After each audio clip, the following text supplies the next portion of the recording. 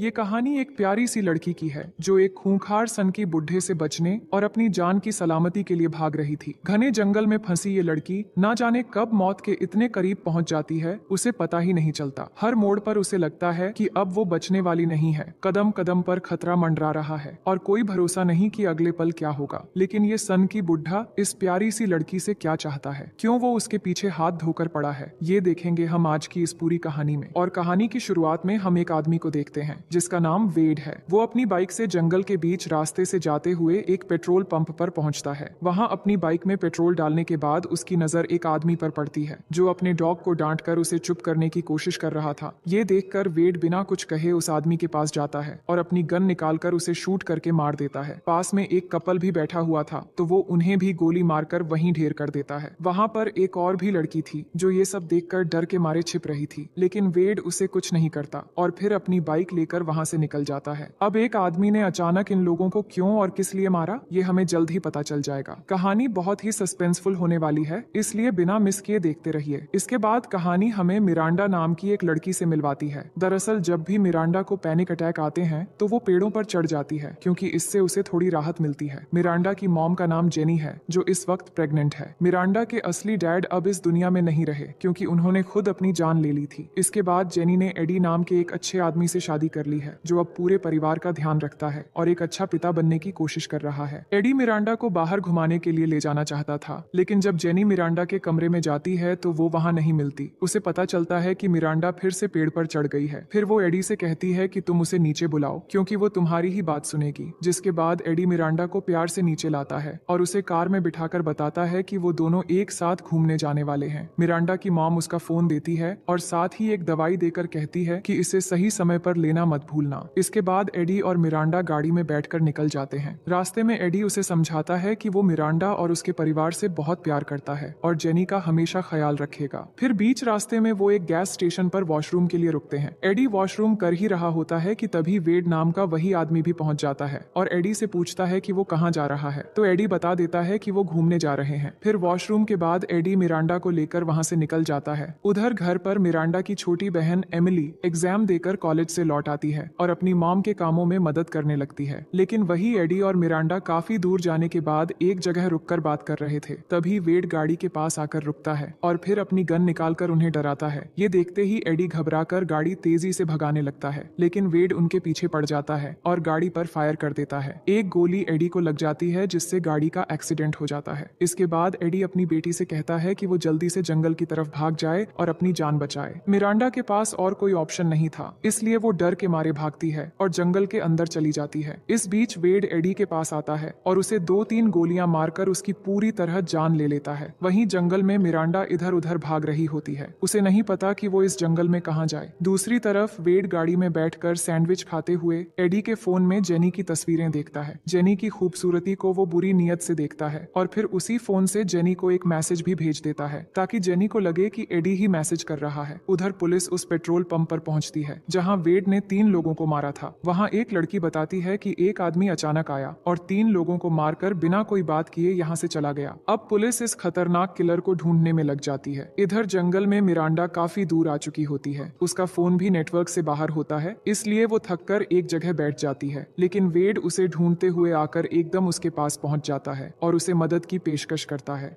Miranda डर जाती है और उसकी आंख में मिट्टी देकर वहां से भागने लगती है। भागते हुए जाकर एक ढलान से गिर भी जाती है, लेकिन वो हार नहीं मानती और वहां से आगे बढ़ जाती है। फिर एक जगह जाकर उसे थोड़ा बहुत सिग्नल मिल रहा था तो वो पुलिस को कॉल करके बताने लगती है कि उसके साथ क्या क्या हुआ है, लेकिन नेटवर्क खराब होने की वजह से उसकी बात पूरी नहीं हो पाती और लाइन कट जाती है। फिर वो अपनी मॉम को कॉल करती है ताकि मदद मांग सके, लेकिन उसकी मॉम अवेलेबल नहीं थी, इसीलिए वो वॉइसमेल छोड़ देती है। वो अपनी मॉम को बताती है कि वो जंगल के बीच फंसी हुई है और एक किलर ने डैड को मार डाला है। उसने पुलिस को भी कॉल किया था, लेकिन जंगल के बीच नेटवर्क नहीं है और उसे कुछ समझ नहीं आ रहा कि वो क्या करे। वॉइसमेल छोड़ने के बाद वहां से आगे बढ़कर वो एक नदी के किनारे पहुंचती है और पानी से अपने जख्मों को साफ करने लगती है। लेकिन तभी उसे अचानक गोली चलने की आवाज सुनाई देती है, जिससे वो समझ जाती है कि वो किलर अब उसके बहुत करीब आ चुका है। वो डर के मारे जल्दी से भागने लगती है और एक जगह जाकर छुप जाती है। इसी दौरान हम 2 रेंजर्स को देखते हैं जो जंगल में आए थे, लेकिन वेड अचानक उनके सामने आकर इन दोनों को भी गोली मार देता है। अब वेड को भनक लग चुकी थी कि मिरांडा कहीं आसपास ही है और मिरांडा कुछ ही दूरी पर एक पेड़ के पीछे छिपी हुई थी। वो 911 को कॉल करके बताती है कि एक किलर उसके पीछे पड़ा हुआ है, उसके हाथ में गन है और वो जंगल के बीच फंस गई है। इसके बाद वेड की नजर पड़ने से पहले मिरांडा अपनी जान बचाकर वहां से दौड़ने लगती है। इसी बीच हम देखते हैं कि कुछ पुलिस वाले एडी की गाड़ी तक पहुंच चुके हैं। उन्हें वहां एडी की लाश मिल जाती है, जिसे बहुत बेरहमी से मार दिया गया था। ये सब देखकर पुलिस को समझ में आ जाता है कि पेट्रोल पंप पर हमला करने वाला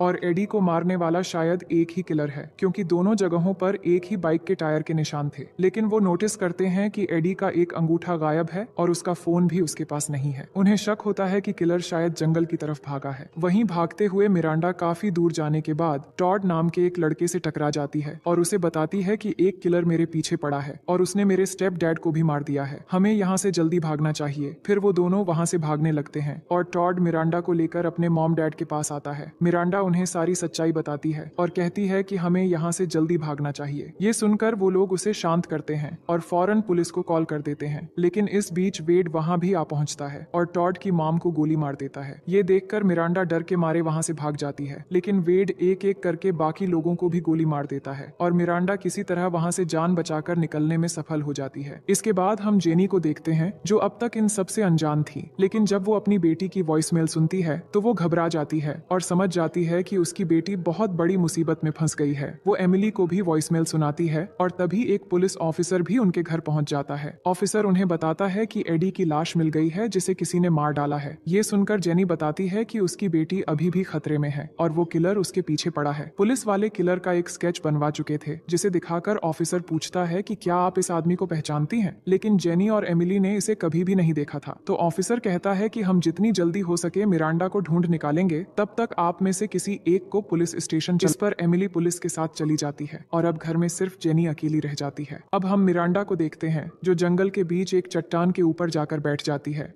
वहां पर नेटवर्क मिल रहा था, इसलिए वो अपनी माँ को कॉल करती है और बताती है कि वो यहाँ फंस गई है और जंगल के बीच कुछ भी समझ नहीं आ रहा कि उसे अब क्या करना चाहिए। उसकी माँ उसे समझाती है कि घबराने की जरूरत नहीं है, बस किसी तरह उस किलर से छुपी रहो। पुलिस तुम्हारे फोन को ट्रैक कर रही है, इसलिए बैटरी भी बचाकर रखना। लेकिन तभी मिरांडा का मोबाइल भी ऑफ हो जाता है। इसके बाद जेनी लैपटॉप पर उस किलर के बारे में सर्च करने लगती है और उसे पता चलता है कि उस आदमी का नाम वेड बेनेट है, जो पहले स्टूडेंट्स को कोचिंग दिया करता था। इधर जंगल में मिरांडा को टॉड मिल जाता है, जो घायल हालत में था। वो बताता है कि उसे गोली लगी थी, लेकिन किसी तरह अपनी जान बचाकर वो भाग निकला था। फिर दोनों वहां से निकलकर कुछ दूर एक सेफ जगह पर बैठ जाते हैं। टॉड बताता है कि उसके पास उसकी माँ का बैग है, उसमें से एक चॉकलेट मिलती है जिसे दोनों खा लेते हैं। मिरांडा काफी डरी हुई थी, तो टॉड उसे दिलासा देता है कि अब वो दोनों सुरक्षित हैं। वो बताता है कि वो अपने मम्मी पापा के साथ अक्सर यहाँ कैंपिंग के लिए आया करता था और शायद आसपास कोई पुलिस स्टेशन या दुकान जरूर होगी, लेकिन अंधेरे में ढूंढना सेफ नहीं होगा, इसलिए उन्हें सुबह तक यहीं रुकना पड़ेगा। इसके बाद दोनों वहीं सो जाते हैं। फिर हम देखते हैं कि एमिली अपने दोस्तों के साथ जंगल में आ चुकी थी, क्योंकि उसे लग रहा था कि पुलिस बहुत स्लो काम कर रही है। वो सब मिलकर मिरांडा को चारों तरफ ढूंढने लगते हैं। तभी उन्हें मिरांडा का एक लॉकेट मिलता है और ये वही जगह थी जहाँ टॉड अपने मम्मी पापा के साथ कैंपिंग के लिए रुका हुआ था। फिर उन्हें टॉड के मम्मी पापा की लाश भी दिखाई देती है। इसके बाद वो पुलिस स्टेशन जाते हैं, जहाँ पुलिस को भी पता चल चुका था कि 2 रेंजर्स को भी किलर ने मार दिया है। अब कहानी जेनी की तरफ शिफ्ट होती है, जो अब भी लैपटॉप पर वेड की वीडियोस देख रही थी और यहाँ हमें वेड के पास्ट के बारे में पता चलता है कि वो कैसे एक साइको बन गया था। एक दिन क्लास के बाद जब वो अपनी कार से घर लौट रहा था, तो उसने देखा कि उसके घर के सामने एक बाइक खड़ी है। फिर जब वो अंदर जाता है तो उसे शराब के साथ 2 ग्लास और एक अजनबी आदमी की जैकेट दिखाई देती है। उसे तुरंत समझ आ जाता है कि उसकी पत्नी का किसी और के साथ अफेयर चल रहा है। जैकेट में एक गन भी थी, जिसे उठाकर वो गुस्से में बेसमेंट की तरफ जाता है और वहाँ अपनी पत्नी और उस आदमी को शूट करके मार डालता है। फिर बाहर निकलते समय उसकी एक पड़ोसन गुस्से में उससे बात करती है कि तुम्हारे अजीब दोस्त हर दिन यहाँ आते हैं और लाउड म्यूजिक बजाकर मुझे परेशान करते हैं, अब मैं पुलिस में रिपोर्ट कर दूंगी। ये सुनकर गुस्से में वेड उसे भी गोली मार देता है और फिर उस आदमी की बाइक लेकर वहाँ से निकल जाता है। यहीं से उसके लोगों को मारने का सिलसिला शुरू हुआ था। वो अपनी पत्नी की बेवफाई से एकदम पागल और साइको बन चुका था। अब कहानी प्रेजेंट में आती है, जहाँ सुबह होने पर मिरांडा उठती है, लेकिन जब वो टॉड को पुकारती है तो वो नहीं उठता। वो समझ जाती कहती है कि टॉड की मौत हो चुकी है। इससे वो बहुत दुखी होती है, लेकिन वो भी मजबूर थी। इसके बाद वो उसकी माँ का बैग एक ऊंचे टहनी पर टांग देती है ताकि पुलिस को उसका पता चल सके। लेकिन तभी अचानक उसे पैनिक अटैक आने लगता है, उसका सर घूमने लगता है और उसे हेलुसिनेशन होने लगती है। तभी उसे अपने असली पिता दिखते हैं, जिन्होंने कभी खुद की जान ले ली थी। फिर उसे अपने स्टेप फादर भी दिखाई देते हैं, जो जख्मी हालत में उसे चिल्लाकर भागने के लिए कहते हैं। ये सब देखकर मिरांडा बुरी तरह डर जाती है। दूसरी तरफ पुलिस स्टेशन में मिरांडा की बहन एमिली को एक ऑफिसर बताता है कि मिरांडा की आखिरी लोकेशन जंगल के ईस्ट साइड में मिली है। अब उन्हें उम्मीद है कि वो वहीं कहीं आसपास होगी। इसके बाद एमिली और उसके दोस्त भी पुलिस के साथ जंगल के ईस्ट की तरफ निकल जाते हैं। इधर मिरांडा होश में आकर किसी तरह एक ऊंचे पेड़ पर चढ़ने लगती है, क्योंकि टॉड ने कहा था कि यहाँ कहीं आसपास कोई दुकान या पुलिस स्टेशन जरूर होगा। और सही में पेड़ की ऊंचाई से उसे थोड़ी दूर एक दुकान नजर आती है। अब उसे पता चल जाता है कि वो बचाव के करीब है। वो जल्दी से पेड़ से उतरती है और उस दुकान की तरफ तेजी से दौड़ने लगती है। दुकान पर पुलिस और एमिली के सारे फ्रेंड्स पहले से पहुंच चुके थे और वो प्लान बना रहे थे कि किस दिशा में ढूंढना है। तभी मिरांडा की आवाज सुनाई देती है, जो हेल्प चिल्लाते हुए उनकी तरफ बढ़ रही थी और जंगल से बाहर आ रही थी। पुलिस को लगा कि शायद किलर उसके पीछे आ रहा है, इसलिए सब अलर्ट हो जाते हैं। लेकिन फिर पता चलता है कि मिरांडा के पीछे एक पुलिस वाला था जो उसे ढूंढते हुए आया था। फिर एमिली भी उसकी तरफ दौड़ती है और मिरांडा को गले लगा लेती है और इस तरह मिरांडा सुरक्षित बच जाती है। दूसरी तरफ हम जेनी को देखते हैं, जो घर में थी। तभी डोरबेल बजती है, लेकिन दरवाजा खोलते ही वो वेड को देखकर डर जाती है।